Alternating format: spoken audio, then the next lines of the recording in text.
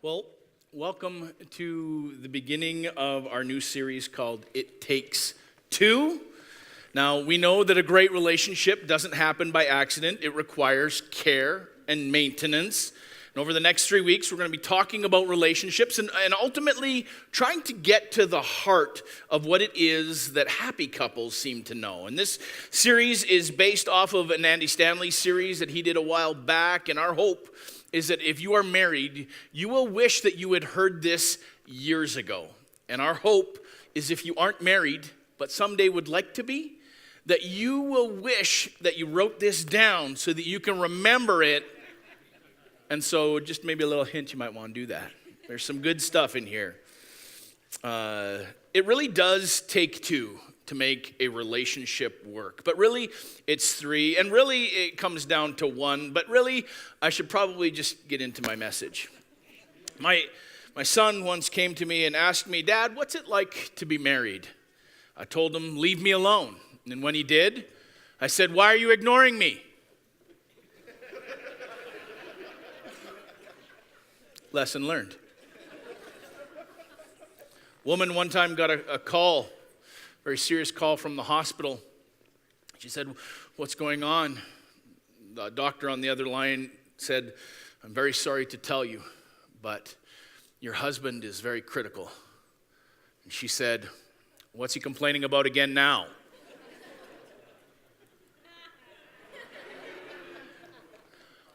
Boo? We're going to do some stereotyping today. Please forgive us and have grace and apply it where it is that it works and disregard it where it doesn't. Many gals in the room are really excited about this relationship series, and the guys were just as excited. Sometimes guys, we wonder why it is that we have to constantly be working on the relationship, constantly putting in the effort. Do we really need to work on it again? If it's not broke, why fix it? Well, it is broke. You just don't realize it. And it needs constant maintenance. It's kind of like your car. The girls don't whine when we say, "Hey, do you hear that? There's something going on." What is it? Do you hear it? What is it? And so we shouldn't, when the women go, "Hey, perhaps we should talk about this." Why? I don't hear anything. There's nothing wrong. It's fine. It's just all good. We have to recognize that a relationship is something that takes time. And if we don't put in the effort, then eventually it will break down. And so unless you want your relationship to fail, perhaps it is something that you should regularly work on. Otherwise, just continue to ignore it or sabotage it, and it will fall apart on its own. Because it takes two to make a marriage go right. It takes two to make it out of sight. Thank you. It takes two to make...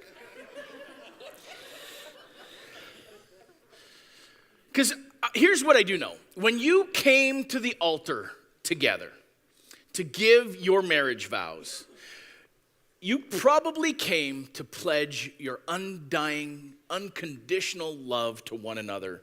And you probably meant it at the time. You both want to love unconditionally. You both want to do what it is that is required in order to make this thing work. You both wanted to work at it. But the problem is that we both kind of arrive into the relationship with a box filled with stuff yet to be. A box filled with hopes and dreams and desires. And we have dreams about things like our money. This is Connect Kid bucks from Connect Kid, but we're just going to have dollar bill, y'all. We're going to be rolling in the dough when we get married. It's going to be amazing. I'm going to need money for this and that. In fact, I'm probably going to need even more money. And so we're probably going to have two incomes, and we're probably going to both work really hard. And honey, you'll probably need to take on a second job and perhaps a third, because you know what it's like the kind of maintenance that I need, sweetie. And so you better get that extra job. The other everyone's like, oh no, don't worry about it. We're just gonna do with one income. We're just gonna live on love. It's going to be beautiful. In fact, we'll probably just both be stay-at-home parents, and it'll be awesome all the time. It'd just be amazing. And so money is certainly a consideration. Also, things like the chores. And the other person is always going to do the chores. And what is a blue job? What is a pink job? What's a purple job? There are no purple or pink jobs or blue jobs. We're all just going to pitch in, and the housework will get done on its own. I'm sure somebody will do it. It'll be great. And what kind of house are we going to have? Is it going to be a big house, a little house? Are we going to start with a starter house? Can we rent for a little while? Or do we actually have to buy the big mansion to begin with? And there are hopes and dreams and expectations about what it is that's going to look like. And I just know that my wife is going to be okay with my football addiction. And she knows when we got married that I like to watch football on Sundays. Sundays is my day. Don't bug me on Sundays. It'll be fine. And the other days when I'm like checking out my fantasy and everything like that, and things are going well, it'll be fine. And I like to talk football with the boys, and then I plan on coaching, and everything is going to be great, and it'll be fine. And she's like, I know that he's just planning on giving up football for me. It's going to be great. The fact that he would lay that down really shows how he loves me. And she's like, I know I'm not going to have to give up my sports car. And he's like, honey, come on. Honey, we're going to have to buy a minivan. And I'm okay with that. I love the idea of us having a minivan, sweetie. Because I know we're going to have the babies, and it's going to be amazing. We're going to have so many, 1, 2, 3, 4, 5. Unless we didn't get a boy.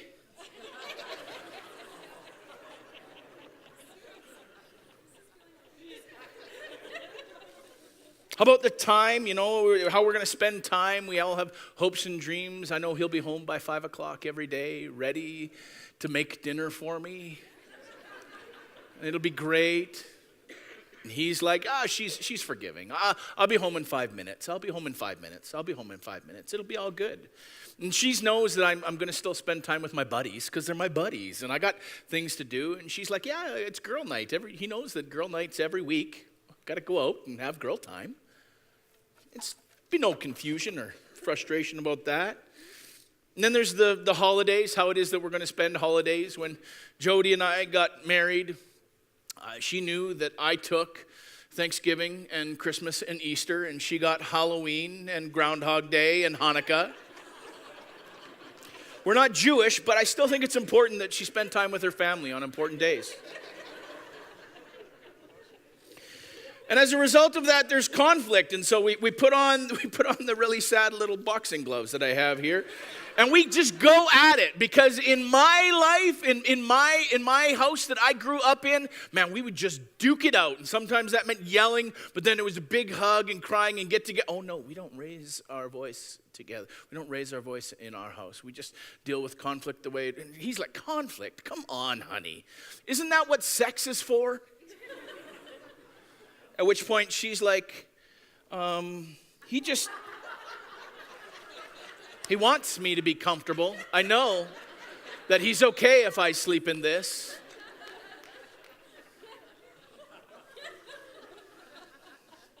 Said no man ever.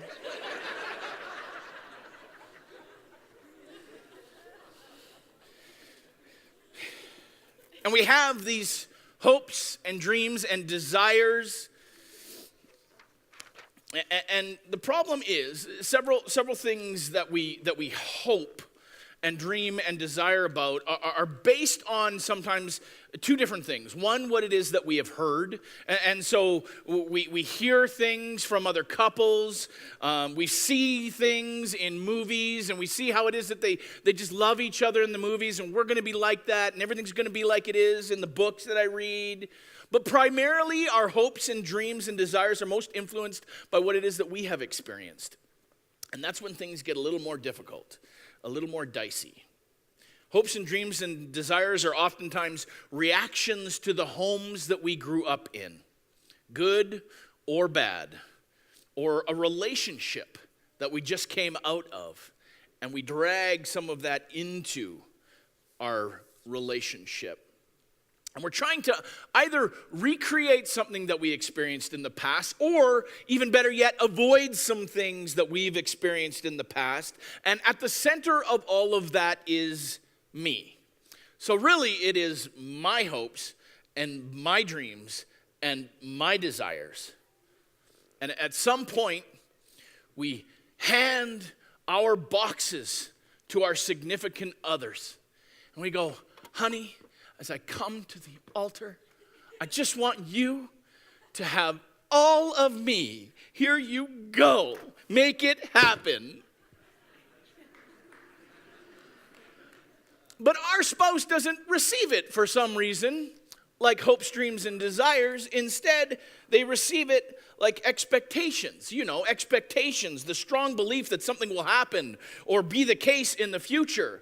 And our difficult expectations are communicated as a result of attempting to recreate something that we saw in the past or avoid something that we experienced. And this, as a result of it being about me, transforms my hopes, my dreams, my desires into expectation and responsibility and a weight on you to figure my crap out. And then, when my hopes and dreams and expectations butt up against your hopes and dreams and expectations, the my's collide. And there are usually a few things that happen. We swap boxes, and then we begin to look inside, and we realize, this doesn't really line up with what it is that I was signed up for, right? And so one of four things usually end up happening. First of all, we leave. This is not what it is that I thought it would be. This is not what it is that I thought was going to be things that it was going to be like. There's too much pressure. There's too much difficulty. There's too much struggle. There's too much trial, too much expectation. I don't think I'm in for this. I'm going to take my hopes and my dreams and I'm out. Or we win and we push for the win. We leverage the 3 C's, which are the keys to every selfish and unfulfilling marriage. We do things like we convince, honey, you need to understand, these are my dreams because of this reason, and the reason I have this expectation is because of this, and I just want you to know that I just think that you should really do this, and really, if you let me win, then sometime I'll let you win. Come on, please. And we kind of coerce them into capitulating, and we win. Or we control the situation. We control how much information we give. We control how much they can see in our emails. We control what it is that's going on. And we try to control them and manipulate them into giving us what it is that we really want. And we win. Or, we coerce them. And we just kind of bully them and grind them down and win for the long haul as we continue to push and get what it is that we want. And we win. And you carry your box, but I'm not carrying yours. And I win. You carry mine. Or we conform. See this in a marriage all the time. When somebody just is constantly coercing over time, we begin to become somebody that we're not, to compensate for somebody who won't accept us as we are. And this works for a while, but ultimately there's no respect for the other person. And there's no respect for myself anymore. Or we compromise. Some counselors recommend this. I don't. It sounds great on paper in a marriage. I do my part. As long as you do your part, you do your thing, I'll do my thing. We have a nice little agreement of what it is that's going to happen. There's going to be some scorekeeping. It's contractual, right? There's low trust, almost no intimacy as a result of this. But it works. Unfulfilling, but it works. Compromise is fueled by a commitment to the relationship. I am committed to make this marriage work. But the problem is, when you actually came to the altar, you weren't actually committing to a relationship. You were committing to another person. That you're not committed to a marriage. You are committed to somebody. That person has a name. And so we have to make sure that when we dump our desires on our spouses and expect them to be met, that we have to check ourselves just a little bit on that. Because if we don't, then we immediately create a debt debtor relationship where it's like, here you go, and you give it to them. And immediately, if I have expectation, then it's me creating a debt-debtor relationship. You owe me. You know this needs to happen. Come on, honey, give me some attention. You've been at work all day long. Come on, sweetie. How about some affection? It's been a little while, you know, so I'm saying, since the last time. You kind of owe me, right? Financial support, you owe me. Here I am at home with the kids all day. You go off to work, you come home, you owe me. Honey, you got to do your part. Honey, you know I'm out working hard, but now it's your turn to do your part. You owe us. You owe me. Honey, it's your turn to get the kids ready for school. You stay in shape. You have patience for me. You go play with the kids. You owe me. Time for you to do the laundry. You owe me. And the problem when someone owes you is there is no thanks. There's no gratitude. Because if they owe you, then they can't be loving you. Because love is choosing for another person's highest good. But if they have no choice because they owe you, then there's no gratitude, right? I mean, that's what they were supposed to do. That's the expectation. They did it. Good. And a debtor relationship causes havoc in a marriage because there's just mostly because of the lack of thankfulness. I mean, and this makes sense. I mean, your mortgage company, they don't ever call you up and say, hey, thanks for making that payment. We've sent you out a gift card and a little thank you note. We wrapped it in a bow, and we just want to say, hey, thank you for paying what you owe us. No. You don't get that, right? And so it makes sense that this debtor relationship actually eliminates the possibility for unconditional love. It does, because you owe them, so you can never love them. Or because they owe you, you deserve what it is that you get. So no thanks necessary then. So if we want a happy and fulfilled marriage, then we have to first realize that unconditional love means I owe you nothing. Just kidding. I owe you everything. Everything. I owe you, and you owe me nothing. It has to be this kind of mentality because unconditional love on the surface makes very little sense. Some of you are already going, oh. And I get it. But the problem is, it is the foundation of a happy relationship. I owe you everything, you owe me nothing. Everything that you ever do for me is a gift. Everything I ever do for you is a privilege. But here's the catch. It takes two.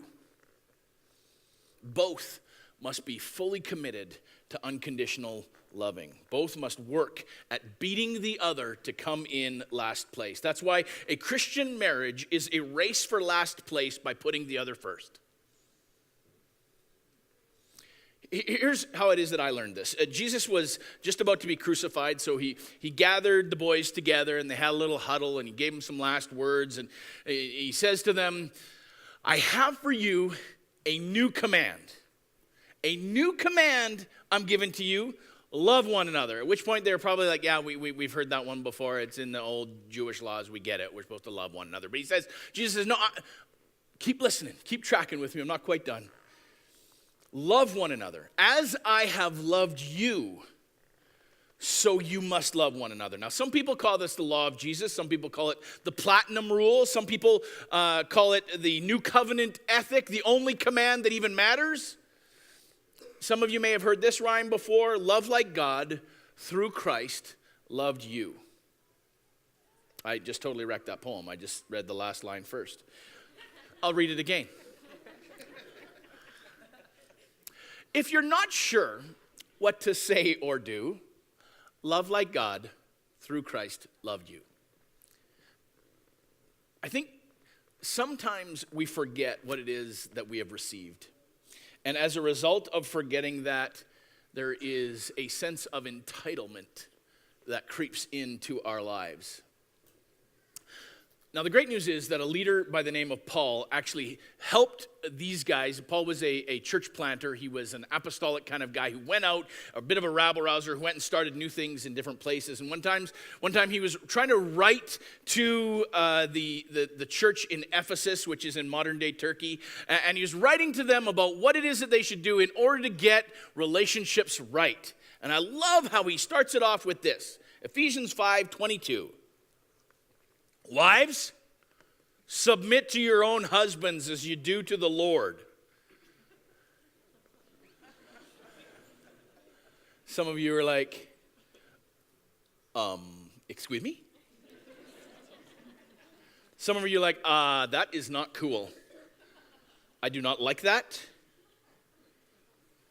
And I get the reaction. But to be honest, back then, the guys that he was talking to in kind of like first century Jerusalem, they were kind of, or first century Ephesus, they were kind of like, we get it. Of course, couldn't be any more clearer. I mean, they were living under Roman law at the time, which stated patria potestas, and everybody knew this. Patria potestas, which meant men had legal ownership over their family and over their slaves. They owned them. What it is that the man said happened. And so the man's command was law. Everybody knew that. Everybody was living under patria potestas. And so, of course, wives submit. We get it. Now, today, we kind of bristle at this just a little bit. Some of us take offense to that kind of language. And the reason we take offense is because of what Paul says next. And because what Paul said next is so a part of who it is that we are today, we bristle. What comes next is makes what came first so offensive. Paul begins to confuse the poor men when he says the next line, husbands, love your wives. Now, this is a different verb than the wives got. Submit, okay, do what it is when asked, get it. But did you just say we're supposed to love? I mean, this verb is kind of more proactive. This is a kind of a heavier weight you just kind of put on us there, Paul. Maybe you don't understand that. This is like I have to initiate action for the other person. This is where I choose to do for the other person's highest good. And the men back then must have been a little confused and thought he was going to correct himself, and they're sweating a little bit at this point. But he isn't done. He says, husbands, love your wives just as, and he's giving them a bit of an example because he knows men, women, we like to have, you got to draw us a picture sometimes. In order for us to know what it is that we're actually supposed to do, you got to be super clear with us. Paint us a picture, please. So he says, husbands, love your wives just as Christ loved the church and gave himself up for her. Now, at this point, the guys must have been like, wait a minute, I think I remember that story. Didn't Jesus die for the church? I can't, does that really, but he's not done. He says, as he gave himself up for her, in this same way, husbands ought to love their wives as their own bodies. What do you mean? Love, protect them, care for them as if she were me. And then he caps it all off when he says, he who loves his wife loves himself. And at that point, they must have just been like, what? Are you kidding me? What? Like this is BS. You're trying to say that we're like equal in some way? You're trying to say that like that, I mean, this was scandalous. And the reason that we bristle today at this idea of wives submit is because our culture embraces equality between men and women now. And can you guess who introduced that idea to the world? Jesus. Even while he was alive, one time religious leaders came to Jesus and they said, hey, Jesus, a little bit of a test for you.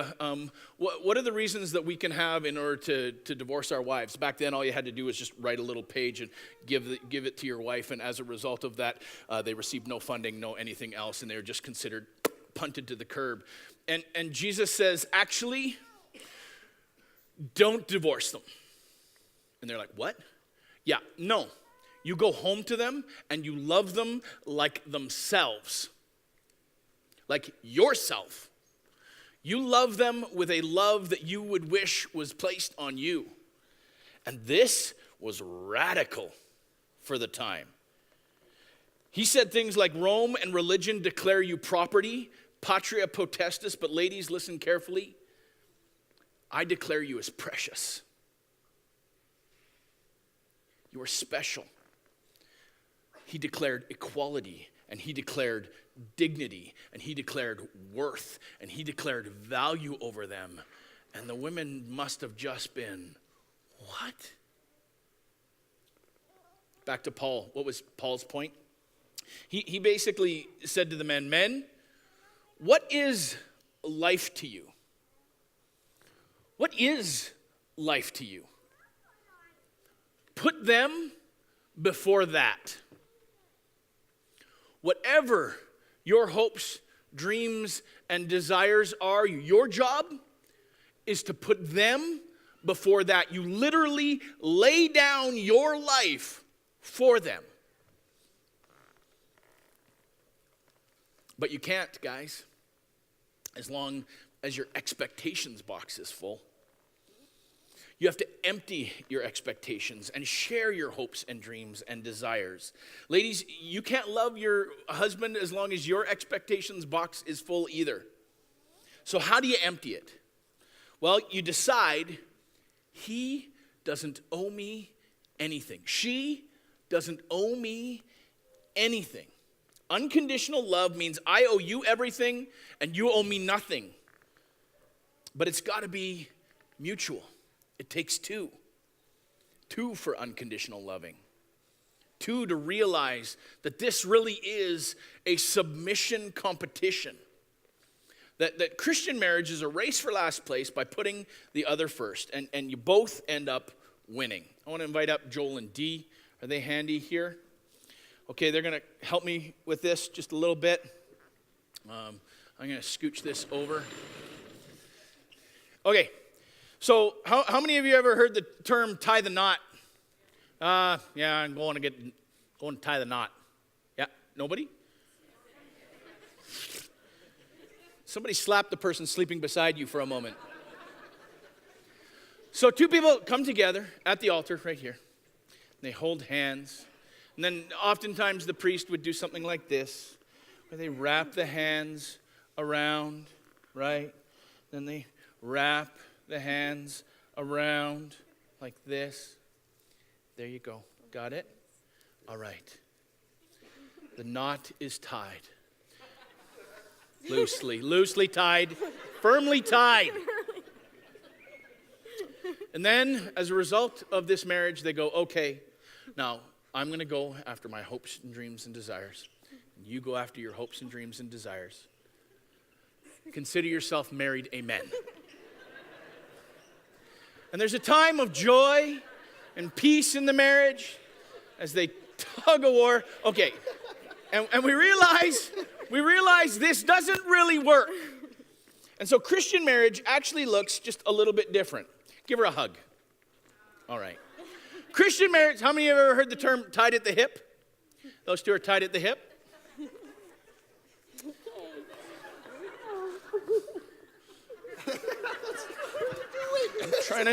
I was not trying to get in there. I was trying to tie it, but I couldn't double wrap it. I'm sorry. It didn't have a long enough rope. And so in a Christian marriage, you become tied at both hips. And this is what it is that it looks like. Okay, you guys are here. In a Christian marriage, you get a new heading. You're no longer going after your hopes and dreams and desires. You're no longer going after your hopes and dreams and desires. Instead, you get a new course heading where here's what I want you to do. I want you to go after loving God as best as you can. But here's the thing. You can't move on your own towards that. Unconditional love means you always choose for your spouse's highest good. And so you have to constantly be moving towards the goal that you have, choosing for your spouse's highest good, but you can't move towards the goal. What are you going to do instead?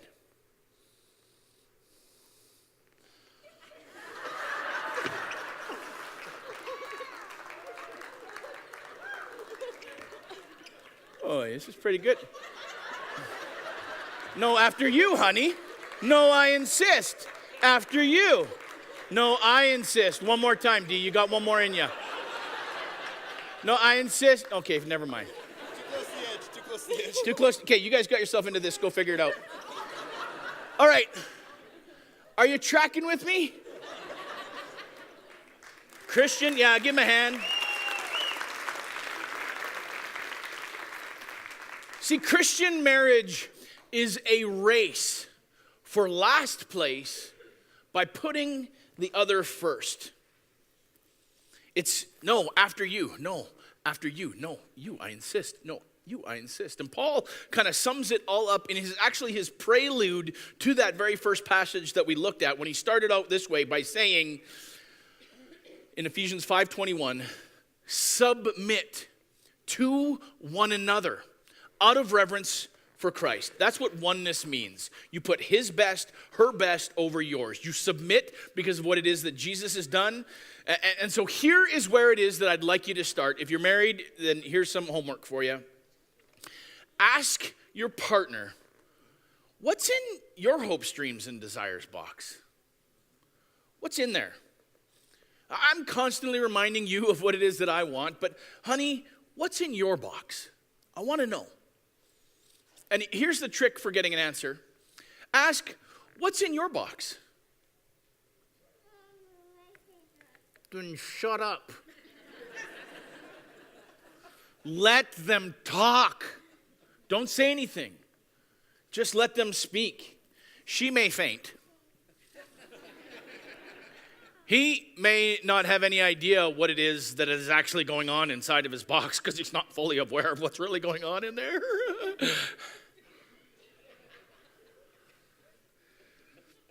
But pause and let them dig, and let them dig deep, and let them get to the bottom of what it is that's going on inside of their heart.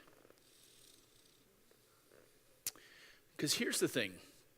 If you really truly withhold the answer to that, you withhold the very thing that you want.